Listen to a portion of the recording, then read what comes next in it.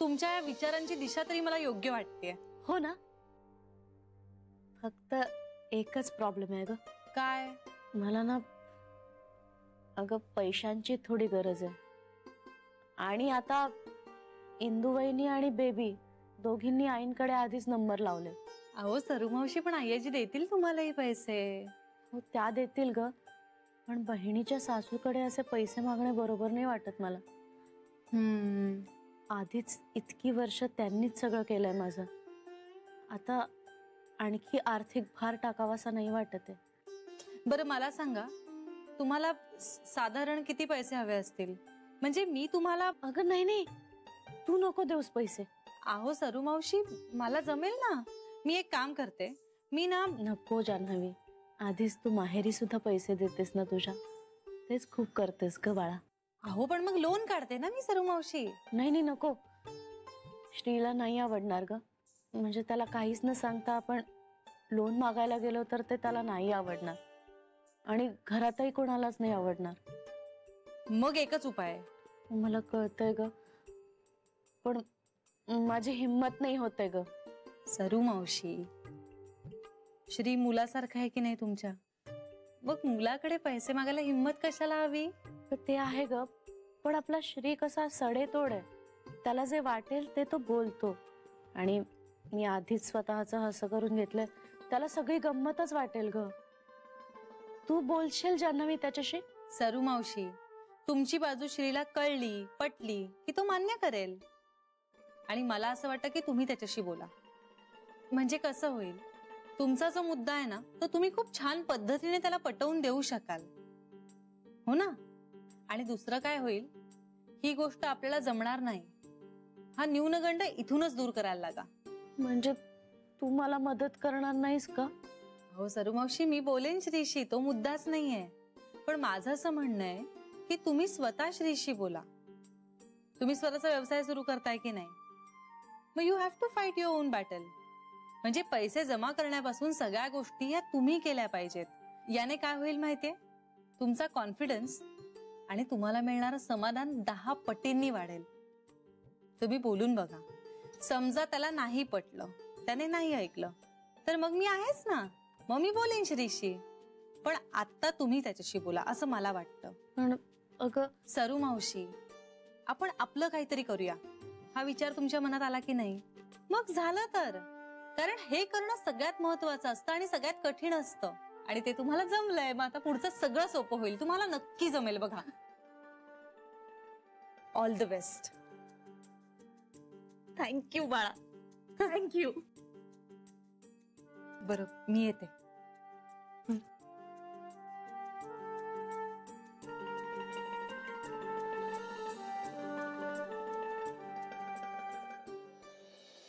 हा मनीष, हो उद्याच्या उद्या ऍड देऊन टाका पेपरमध्ये.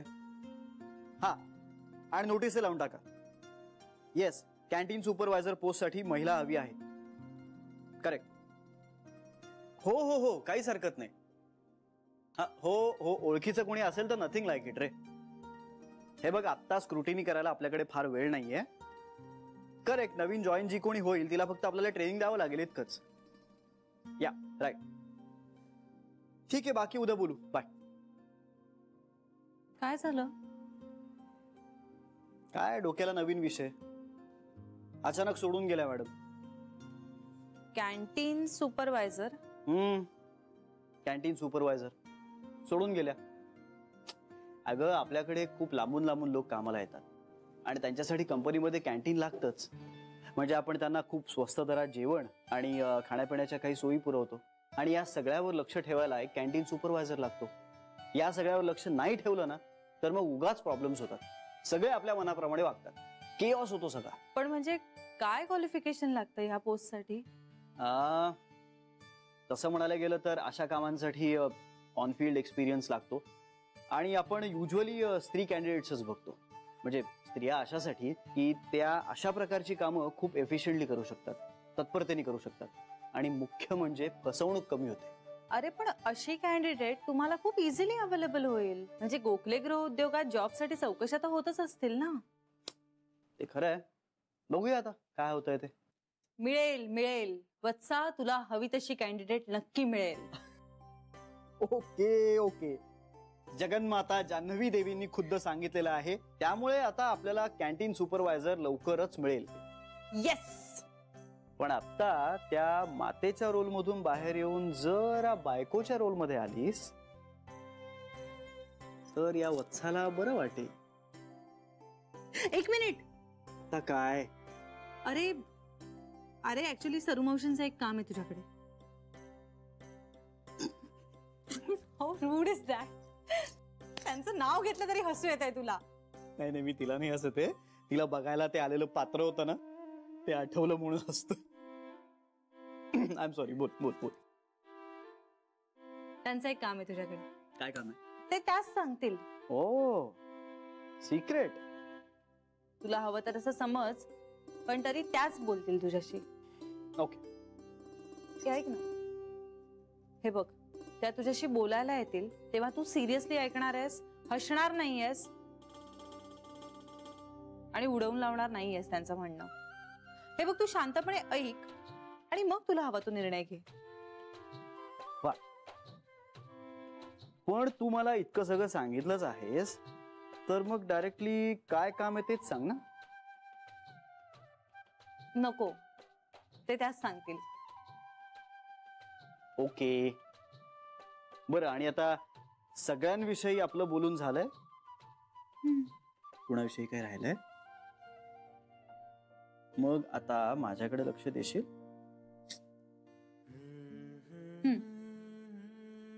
पूर्णपणे बघा. होय. नाही नाहीतर मी सर्व मावशीचं म्हणणं उडवून लाव. काहीही आहे श्री. अगं मी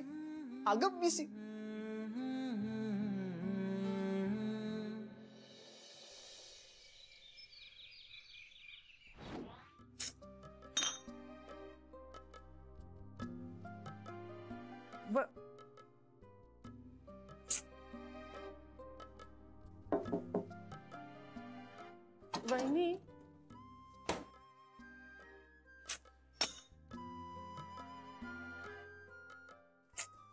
शरे, काय चाललंय? नेमकं काय होतंय? काय चकचक करतेय सारखं? नाही, काही नाही. काही नाही, मग पालीसारखा आवाज का करतेयस? मग काय करू? कामं झाली सगळी? झाली. म्हणजे स्वयंपाक तर कधीच होतो माझा, नंतरची सगळी आवरावर हे काय तुम्हीच तर करत असता. श्री, जान्हवी आणि हे ऑफिसला निघून जातात. आई त्यांच्या खोलीत बसून काहीतरी वाचत असतात. सरू देवासमोर असते, तीही आता तिचं काहीतरी करायचं म्हणतेय. बेबी वंश त्यांच्या पार्लरच्या संदर्भात सतत फोनवर बोलत असतात. इंदू वहिनी कापड घेऊन काहीतरी कटिंग करत बसलेल्या असतात. वहिनी, सगळ्यांकडे काहीतरी करण्यासारखं आहे. मी काय करू दिवसभर? माझ्याकडे करण्यासारखं असं काहीच नाहीये. शरयू, अगं पण स्वयंपाकघर तुझ्या ताब्यात आहे की नाही? वहिनी, ते सगळं होऊन जातं हो आपोआप. त्याची सगळ्याची तर घडी बसलीये, त्याच्यासाठी वेगळा असा विचार नाही करावा लागत. वहिनी, मी ना आता आईना सांगणार आहे, या बाहेर जाणाऱ्या सगळ्या जणी आहेत ना, त्यांच्या स्वयंपाकाची टर्न आता मला द्या. Good morning. काय गप्पा चालल्यात? गप्पा नाही, तक्रार आहे. का? जान्हवी, कंटाळा येतो गता मला. ठराविक आपली दिवसभर स्वयंपाकघरात जाऊन तीच कामं करत बसायची. पण मग नंतर काय करायचं? जान्हवी, आता तूच समजावं हिला. आणि शरे, आपण हेच करत आलो की ग वर्षानुवर्ष. वहिनी, पण निदान आपण सगळ्या तेव्हा एकत्र तरी होतो. आता या सगळ्या किती बिझी झाल्यात. हा, म्हणजे ही खरी तक्रार आहे तुझी? नाही वहिनी, म्हणजे त्या काहीतरी काम करतात याचा आनंदच आहे मला, पण मला काहीच येत नाही याचं वाईट वाटतंय. काहीच येत नाही म्हणजे? म्हणजे मला कसलीच आवड नाही, माझ्या अंगात वेगळी अशी कुठलीच कला नाही. आपण उगाच दिवसभर नुसतं बसून वेळ वाया घालवतो असं वाटतंय मला. जान्हवी, या घरात आल्यापासून बघतेस ना तू, भाजीपाला आणणं, किराण्याचं सामान आणणं, कुठे काय स्वस्त मिळतं, कुठे काय सामान चांगलं मिळतं, हे सगळं वेळच्या वेळी आणणं, धान्य भरून ठेवणं, कुठल्या सणाला काय लागतं ते आणून ठेवणं, हे सगळं बघते ही. आता ही कामं काय कमी आहेत? पण वहिनी, मला तर ही नुसती ढोर मेहनत वाटते. नव्यानं वेगळा असा काही विचार करावा नाही लागत. पण इंदू वहिनी, बेबी वंस ते दोघे आता स्वावलंबी होणार आहेत, स्वतःच्या पायावर उभ्या राहणार आहेत, पैसे कमावणार आहेत. वहिनी, मी जर एक दिवस घरात स्वयंपाक नाही केला ना तर दुसरं कोणीतरी करेल. तुम्ही कराल, बेबी वंस करतील, जान्हवी करेल. म्हणजे माझ्या नसण्याने कुणाचंच काही अडत नाहीये. माझी कुणालाच काही गरज नाहीये ना. म्हणजे आता असं काही नाहीये छोटी आई. अहो खूप महत्वाचं काम करत असता तुम्ही. आणि शरयू, हा जो तू विचार करतेस ना तो फार धोकादायक आहे बरं का. आपण काम स्वतःसाठी करावं. आपली कुणाला गरज आहे का, आपल्यामुळे कुणाचा काही फायदा होणार आहे का, ह्या चक्रात जर अडकलीस ना तर फक्त स्वतःचं मनस्वास्थ्य गमावून बसशील, दुसरं काहीही होणार नाही. मला पटतंय, पण माझ्यामुळे कुणाचं काही अडत नाहीये, हे खरं आहे ना. असं काही नाहीये छोटी आई. Good morning. Good morning. डबा भरलास ना? नाही देते. नाही बस मग बस, मी घेतो. आता देते ना मी एवढ्या प्रेमाने, तेवढं तरी करू दे ना मला. घेऊन जा की डबा. अगं जरा पण काय म्हणा शरा, तुझ्या आजच्या जेवणाचं सगळे कौतुक करतात ऑफिसमध्ये. अय्या हो, म्हणजे आवडतं सगळ्यांना. म्हणजे तुम्ही देता का तुमचा डबा सगळ्यांना? हो, डिपार्टमेंट मधले सगळे आम्ही एकत्रच जेवतो ना. आणि त्यात 2 दिवस कॅन्टीन पण बंद आहे, तेव्हा सगळे एकत्रच जेवतो. आणि सगळ्यांना तुझा स्वयंपाक प्रचंड आवडतो. अय्या हो, मग आधी नाही का सांगायचं? मी एक काम करते, मी आज ना जरा जास्तच डबा देते. पोळी भाजी दोन्ही जरा जास्तची देते. हा काय करतेस तू आता? काही करत बसू नकोस तू. अहो करत नाही बसत, जे केलंय तेच देते. वहिनी, मी ना आज सगळ्या पोळ्या भरते त्यांच्या डब्यात, आणि भाजी वाटल्यास मी नंतर करेन ना परत. हो दे, खुशाल दे. तसं यावं, मला करण्यासारखं दुसरं काय काम आहे? मला कुठे काय येतं? पण निदान माझ्या हातचं 4 जण जेवले ना पोटभर तर बरं तरी वाटेल मला. शरा, हे तुझं मला एवढंच येतं, मला हे येत नाही, आजकाल वाढत चाललंय. काय येत नाही तुला? आपल्याला जे येतं ते करावं. जे येत नाही त्याच्याकडे कशाला उगाच बघून वेळ वाया घालवायचा. हे बघ, स्वयंपाक आणि स्वयंपाकाशी संबंधित इतर गोष्टी तुला उत्तम येतात, त्या तू करत जा. दुसरं मला कोणी काही काम करू देतं का? मारताय काय तुम्ही? तर काहीच करू देत नाही. मी त्या दिवशी तुम्हाला म्हटलं की मी जरा तुम्हाला मदत करते, तर म्हणाल्या नको, माझे तेवढेच हातपाय चालतात. मग खोटं का ते? म्हणजे तुमचे हातपाय चालतात, सगळ्यांचे हातपाय चालतात, माझेच नाही चालत आहे. माझं डोकं पण नाही चालत आहे वहिनी. मला कंटाळा येतो दिवसभर बसून. अगं पण मी नाही बसून राहणार दिवसभर. नुसतं वहिनी दिवसभर घरात बसून राहायचं. कोण सांगते तुला नुसती बस म्हणून? मग दुसरी कामं काय आहेत मला सांगा बघू. घड्याळ कुठं आहे? श्री, अरे 2 मिनिट बोलायचं होतं. अगं बोल ना मग. तू गडबडीत आहेस का? मी नंतर येते. अगं नाही, गडबडीत नाहीये मी. माझं घड्याळ सापडत नाहीये. हो का? बघ ना ग. अरे समोरच तर होतं. बघितलंस, वस्तू अशा डोळ्यासमोर असतात पण कधी कधी दिसत नाही. चला, सरुमावशी, तुझं काहीतरी काम होतं ना माझ्याकडे? काम म्हणजे श्री, तुला काय वाटेल माहित नाही. आयुष्याच्या इतक्या उशिरा मला हे सगळं सुचतंय म्हटल्यावर तुलाही विचित्र वाटणं साहजिकच आहे. 1 मिनिट. आयुष्यात उशिरा वगैरे असं काही नसतं. काही माणसं लेट ब्लूमर्स असतात. त्यामुळे तू कधी विचार करतेस ह्यापेक्षा तू काय विचार करतेस हे जास्त महत्वाचं आहे. त्यामुळे छाती ठोकपणे तुझ्या मनात आहे ते सांगून टाक. श्री, मला वधूवर सूचक मंडळ सुरू करायचंय. ओके. तू आता म्हणालास ना, आपल्या डोळ्यासमोर असतं पण आपल्याला दिसत नाही, तसं झालंय माझं. म्हणजे फार पूर्वीपासून मला हे करायचं होतं, पण काहीतरी निमित्त लागतं ना, तसं झालंय. पण आत्ता मला स्वस्थ बसवत नाहीये रे. माझं मंडळ ना खूप स्वच्छ आणि पारदर्शक असणार आहे, आणि मला हे करायचंय श्री. नाही, बरोबर आहे, पण माहिती ती मिळवलीस? श्री, अरे तू म्हणशील ती माहिती देईन मी तुला, मी खूप रिसर्च केलाय गेले काही दिवस यावर. आणि श्री, मला असं वाटतंय की हे एक प्रकारचं सामाजिक कार्य आहे. माझी जशी फसवणूक झाली तशी कितीतरी जणींची होत असेल रे. आशेचा किरण असेल हा त्या सगळ्या मुलींसाठी. लग्नाचं नातं कशावर आधारलेलं असतं रे? सगळ्यात महत्वाचा असतो तो विश्वास. आणि माझ्या वधूवर सूचक मंडळावर सगळ्यांचा विश्वास असेल, डोळे झाकून. मावशी, तुला अगदी खरं सांगायचं तर हा प्लॅन कितपत वर्क होईल याबद्दल मला शंका वाटत होती. म्हणजे अजूनही वाटते. पण ज्या पोटतिडकीने तू मला हे सगळं सांगतेस ना, त्यावरून मला असं वाटतं की तू हे करावंस. खरंच? थँक्यू श्री. सरू मावशी. खरंच श्री. अरे, जी गोष्ट तुला पटत नाहीये ती तुझ्या गळी उतरवायची आणि तुझ्याकडूनच पैसे घ्यायचे, खूप विचित्र आहे. पण मी तरी दुसऱ्या कोणाकडे मागणार रे? सरू मावशी, अगं हक्कानी सांग ना मग. विचित्र काय वाटायचं त्यात? आणि तुला दिलेले पैसे ही काही आर्थिक मदत नसणार आहे, आपल्या घरासाठीच वापरले जाणार आहेत ते पैसे. श्री, तू बघ, माझं मंडळ अगदी यशस्वी होणार आणि तुझे घेतलेले सगळे पैसे मी परत करणार. बघ तू. मी मागितलेत? अरे नाही तरी. मावशी, आता हे असं बोलून तुम्हाला परक करतेस? तूही माझ्यावर आई इतकीच माया केलीस, त्याची परतफेड कशी करणार आहे मी? मग मी दिलेल्या पैशाची परतफेड करेन असा विचार तरी कसा येतो तुझ्या मनात? एक मिनिट थांब.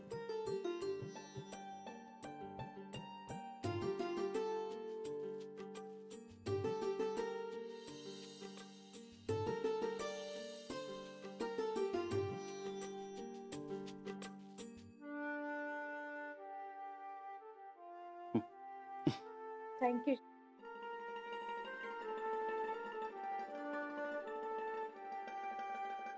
श्री, अरे ब्लँक चेक. हा, तुला हवी ती अमाऊंट टाक. अरे पण श्री, श्री मला जो नफा मिळेल ना तो तू घरासाठी खर्च कर. अरे मावशी, आपण सगळे जे कमावतो ना ते घरातच येतं शेवटी. मग तू मला दिलेस काय आणि घरात दिलेस काय, एकूण एकच आहे. थँक्यू श्री. पण श्री, तू हे आनंदाने करतोयस ना? तू आनंदात आहेस ना म्हटल्यावर मला दुसरा कुठलाही विचार करायचा नाहीये. I am happy.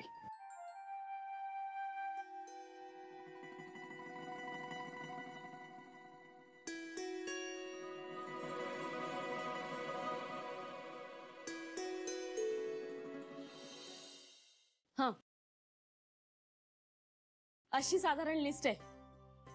बेबी, तू या वस्तू मागवताना ना 2-2 जास्तीच्याच मागव.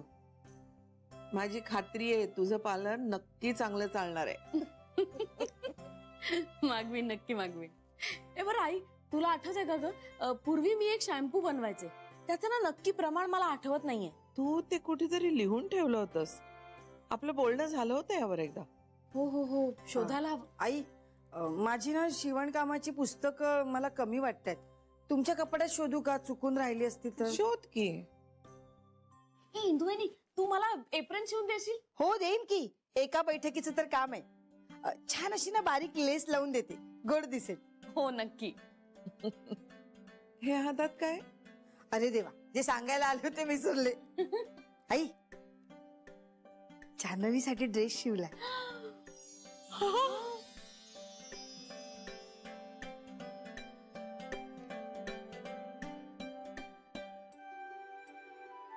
काय छान शिवलायस ग. छान झालंय ना? चला, आता बाहेरच्या ऑर्डर्स घ्यायला मी मोकळी. म्हणजे मी ठरवलं होतं पहिला ड्रेस जान्हवीचा शिवायचा आणि मग इतरांची कामं घ्यायची. छान शिवलाय सिंधू. इतक्या वर्षानंतरही तुझी शिलाई अजून तशीच आहे. आई, खूप छान वाटतंय. म्हणजे असं समाधान मिळतंय. इतकी वर्ष हे काम का नाही केलं असं वाटायला लागलं आता. हो ग वहिनी, उगाच वाया घालवले ना आपण ते दिवस. सगळे जुने दिवस आठवत आहेत आता. किती काम करू आणि किती नाही असं व्हायचं. किती उत्साह असायचा. तुला सगळं आठवतंय बेबी अजून?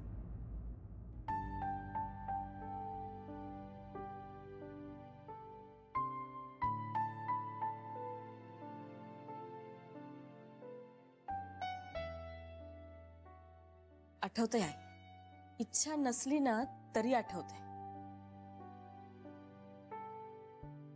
पण आता मात्र मला माझ्या आयुष्यात फक्त पार्लर परत हवंय.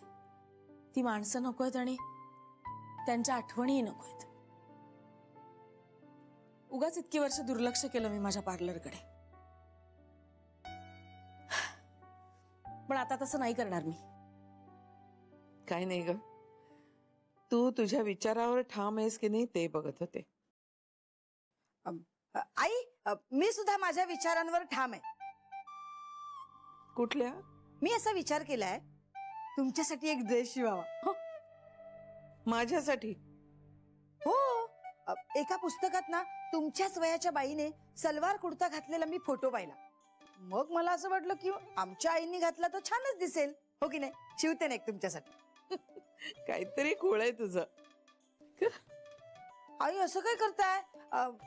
ऑफ व्हाईट कलरवर एम्ब्रॉयडरी करून शिवते. हा आई घालाल ना आई? सांग, चावटपणा करू नकोस. आई चावटपणा नाही, पण सांगा ना. ए घाल ना गाई.